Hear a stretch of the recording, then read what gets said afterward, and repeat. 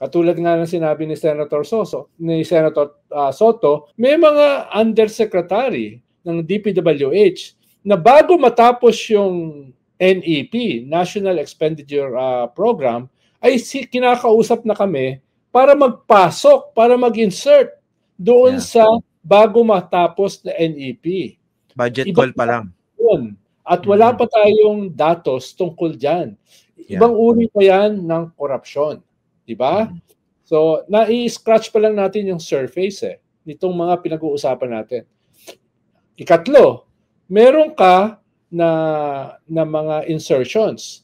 Pero kung pag-aaralan natin yung 3 taon na budget, na national budget, ay hindi lang mga insertions ang ating nasisimulang madiskubre. Pati yung mga budget cuts na tinatawag na nilalagay sa mga unprogrammed cuts